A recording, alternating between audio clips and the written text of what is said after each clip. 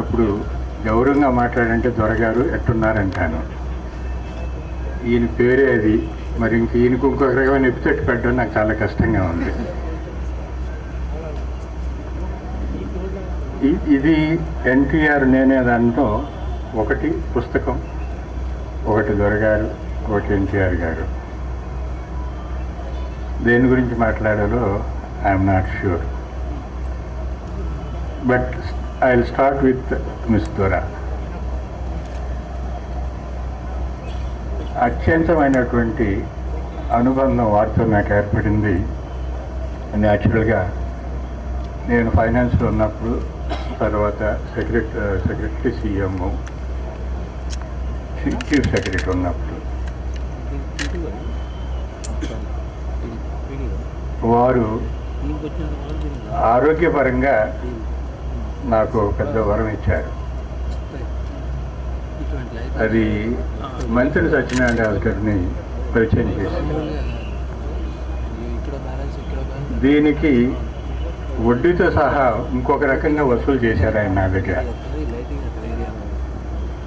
అదేమిటంటే ఆయన అనుకోని రీతిగా, నేను అనుకోని రీతిగా ఒక అపనిందకి పాల్గొనడానికి ఒక దురదృష్ట పరిస్థితి వచ్చింది. ఫైనాన్స్లో ఉన్నప్పుడు కానీ, చీఫ్ సెక్రటరీ ఉన్నప్పుడు కానీ, పోలీస్ ప్రాబ్లమ్స్ అంటే మోస్ట్లీ ఫండింగ్ ప్రాబ్లమ్స్ వచ్చినప్పుడు సెక్రటరీ ప్రొసీజర్ ప్రకారం డిపార్ట్మెంట్కి రావాలి, వాళ్ళు పంపించాలి. టైం పడుతుంది. పోలీస్ సమస్యలు చాలా కొన్ని ఎమర్జెంట్గా ఉంటాయి, ఇమ్మీడియట్ సొల్యూషన్ కావాలి. అంచేత మీటింగ్స్ పెట్టి డిస్కస్ చేసి డెసిషన్స్ ఇవ్వడం జరిగేది. ఇది చెప్పక తప్పదు. ఎందుకంటే సెక్రటరీ ప్రొసీజర్స్, మానవ నైజం యొక్క పరిస్థితి ఏమిటనేది దీంట్లో అర్థమవుతుంది. దానికి సాక్షులు ఇక్కడ ఉన్నారు కాబట్టి మరీ సమంజసంగా ఉంటుంది. శివశంకర్ గారు, దొరగారు, ఆయన ఇంటెలిజెన్సు, తర్వాత డీజీపీ మధ్యలో ఆయన ఇంటెలిజెన్సు, సమస్యలు, వాళ్ళ డబ్బు కావాలి, వాళ్ళ డెసిషన్ కావాలి. మరి ఏఎస్ఓ దగ్గర నుంచి ప్రపోజల్స్ రావడం టైం పడుతుంది కాబట్టి కూర్చొని డిస్కస్ చేసి ఆర్డర్స్ ఇస్తే నచ్చని వాళ్ళు దుష్ప్రచారం మా ముగ్గురి మీద ఎంతవరకు పోయిందంటే,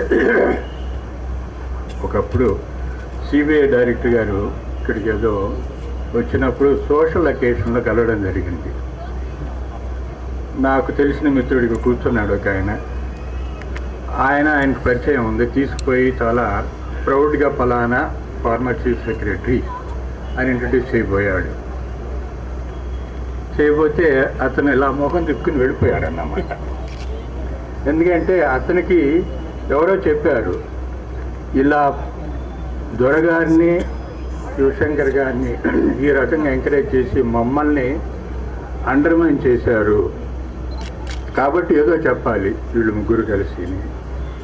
సో ఏమో మా ఫ్రెండ్ అలా